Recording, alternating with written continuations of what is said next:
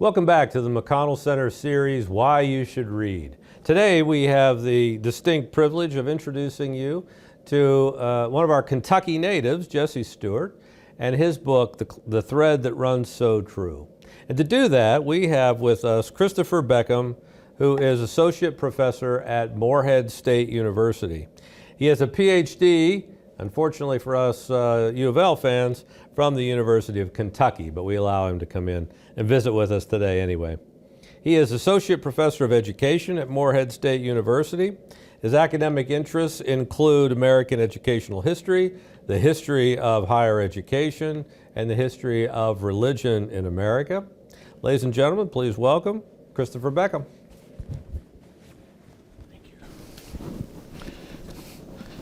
Thank you for that kind introduction, and it's a joy to speak with you about this book, The Thread That Runs So True, and I'd like to provide you a few reasons why you might consider reading that. To begin with, I'll share a personal story about what this book has meant to others. I was at a large meeting and I met a retired teacher who did not know me and did not know what I did for a living. And I told him that I was a professor and that part of my work included training early career teachers who were pursuing their initial certification. And he was interested in knowing more. And as we talked, he said that when he was a beginning teacher, there was one book in particular that, as he put it, kept him going in the profession. And then he said, "You've probably never heard of this book. Its title is The Thread That Runs So True by Jesse Stuart." I laughed and told him that in fact I had heard of that book and it was required reading for my undergraduate education class. We spent the next 5 minutes talking about his career teaching in inner city schools and how as a beginning teacher he was sometimes unsure about the challenges and difficulties that he faced in the profession. Jesse Stuart's book, as he put it, kept him going through some difficult days. The Thread That Runs So True is a book that has resounded with many teachers, but not only teachers. There are all sorts of people who have read that book and found it to be an inspiring reading. It has resounded with people from all walks of life, and it also resounds with teachers in many different settings. As I mentioned, my colleague taught in the inner city schools, but other teachers were like Jesse Stuart and teach in rural areas, and they find so many things in common with what Jesse Stuart talks about in this book. One of the things that has meant so much to many readers of The Thread That Runs So True is the honesty that Jesse Stuart has when he talks about the community pressures that teachers sometimes encounter and what really makes a teaching career worthwhile. As I said, it's not just a story for teachers. It is a good book that can hold your interest and the interest of any reader who has a variety of different interests. I'll tell you a little bit about what the book is about. It is Jesse Stuart's personal story. We learn how he becomes a teacher at a very young age in an unexpected way and in less than favorable circumstances. But despite his surprise at becoming a teacher, he finds that he cherishes the work. He understands what education is doing for him and to him, and as he shares that with others, he becomes very excited about the profession that more or less has now chosen him rather than the other way around. He sees what a lack of education has done in his Appalachian community. He knows that missing the opportunity to go to school and to learn things can rob people of a basic economic self-determinism. He knew and understood from firsthand experience as he watched his family and friends that a lack of education can deprive people of the basic arts of communication and computation, which are so vital for success and independence in the world. Well, as he tells his story, his publishers at the time asked him to change the names of the people that he wrote about and the places that he was writing about. And that's probably for a good reason, because not every story that he tells is positive about some of the communities and some of the people, But it doesn't take a great deal of detective work to understand and know that he was writing about northeastern Kentucky, in particular Greenup County, Kentucky, which is near Ashland, Kentucky. He changes the name to Greenwood County and talks about his experiences in one-room schools and then teaching in several high schools in the area. That part of Kentucky, if you're not familiar with it, is where the state joins the border of West Virginia and Ohio. Many people that have read this book have described it both as good story and good history. The historic details that Stuart provides about early 20th century rural Appalachian America are apt, and the struggles that he describes about how the Commonwealth of Kentucky was working to establish a school system are true.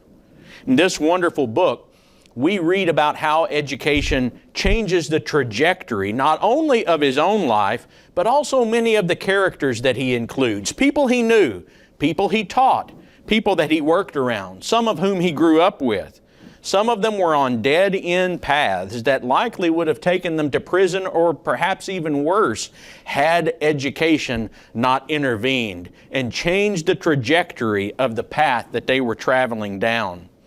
Stuart understands that gaining an education was an opportunity to avoid a kind of life that included some of the fussing and feuding and fighting that unfortunately characterized many parts of eastern Kentucky in the late 1800s and even into the early 1900s.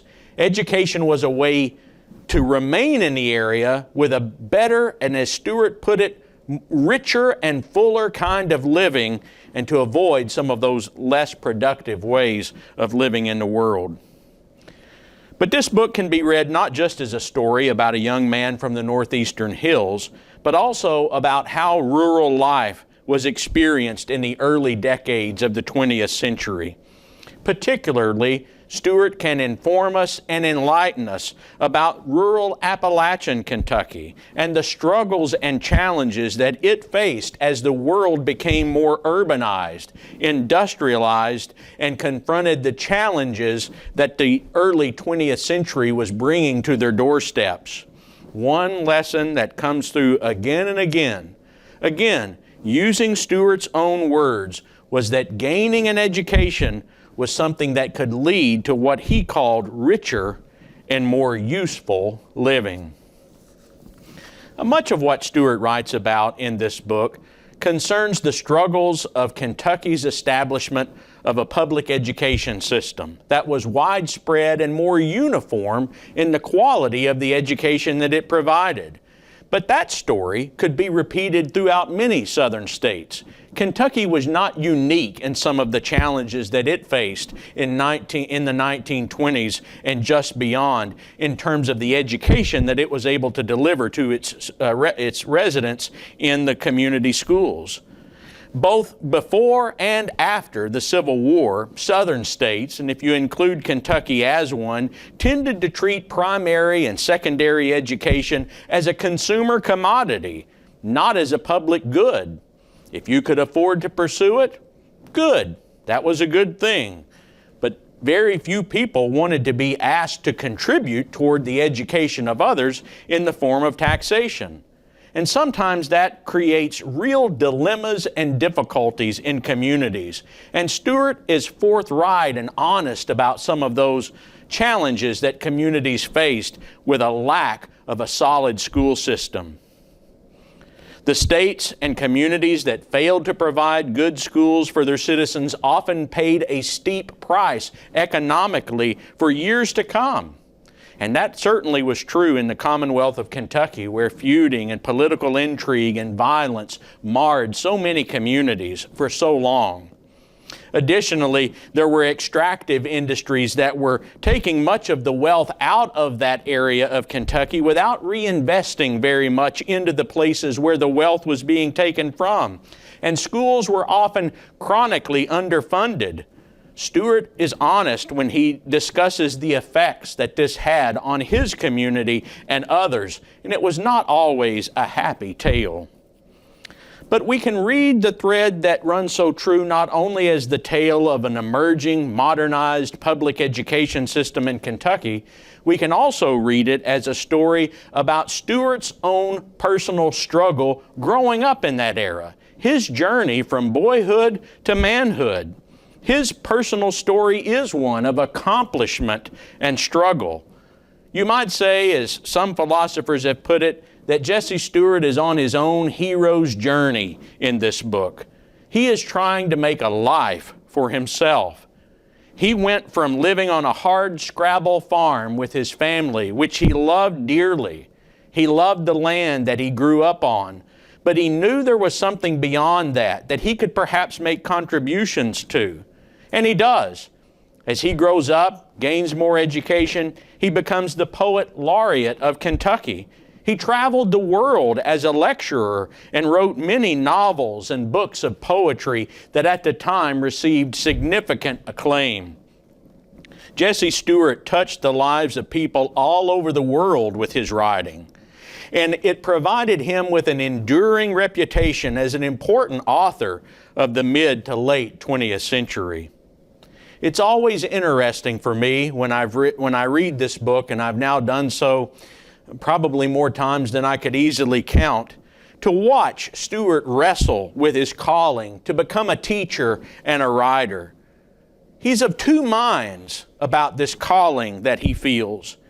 He wants to achieve a middle-class lifestyle that seems completely out of reach for him at first.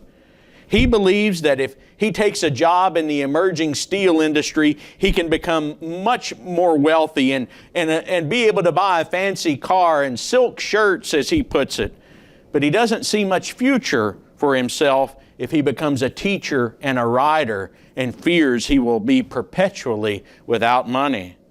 But then again, there was something about the classroom, and there was something about the empty page that was waiting to have words placed upon it that kept drawing him back, kept pulling him back again and again and again, so that by the end of his life he can say that he always regarded himself as a teacher, even though he at different times would leave school teaching and leave the classroom. So if you're interested in thinking about how you make determinations about what you're going to do with your life, this book is a window into one person's struggles. But how he wrestled with his own internal gyroscope of his values and how he would define success is something that I find very inspiring, and I know many of my students have as well. In fact, that's how I'll close my talk today, by talking about the enduring value of the book. Besides featuring an entertaining and compelling story, Stuart's book is valuable for the historical insights that it provides. While it's not a history book, there are many historical details that are portrayed accurately and fairly. Stuart's discussion about the chronic lack of funding and supplies that rural one-room schoolhouses faced matches the historical record. It's never been easy to be a teacher, really at any level, but particularly in the K through 12 level that Stuart spent most of his career in. But teachers in the era that Stuart writes about were truly heroic in their work. They understood and knew the sacrifices that they had to make in order to make things better for the next generation, and they were willing to do so. Even though they received, as Stuart called them, death-colored wages in those days, had no retirement system, often lacked basic supplies, and would have to seat students together to share one book between them, they often didn't have community support, and they sometimes dealt with a complete lack of parental involvement in the work that they had to do. Somehow they found a way. And they taught students like Stuart, who went on to such great success in the world as a writer, as a lecturer, as a poet, as a teacher. And then in his own work, he does the same. And he can talk about many of the students that he taught who came from such disadvantage, growing up, and through their education, achieving a level of greatness and success that many of them would have found completely unimaginable. Stuart became a teacher right when the Commonwealth of Kentucky was beginning to reform teacher education. And there are several important facts that Stuart notes about how that system was improved and how it made a difference in the lives of its citizens. I encourage you to read this book because it is a really inspiring book. I began with a story about how a former teacher told me that this book, The Thread That Runs So True, was what kept him going in the work. And I could tell so many other stories. But I'll close with this one. I had a former student come to me in a restaurant. The student was in the final semester of college, about to go into clinical practice, as we call it, or student teaching. They were right on the verge of becoming a teacher with a beginning career. And the student said to me, "The book you assigned back when I was a freshman, when I read it, cemented for me that this was my calling. I was on the fence about whether or not I was going to become a teacher or not. I knew the pay wasn't the best. There were other things that I could perhaps do. But reading The Thread That Runs So True showed me the difference that education makes. And I knew after I read that this is all that I could do. In fact, Dr. Beckham, this book changed my life." Now, there are a lot of books that we can read, and there are many good books that are in existence, but there are not that many that I've ever heard people say changed their life. But The Thread That Runs So True, that's one of the books I've actually heard that about.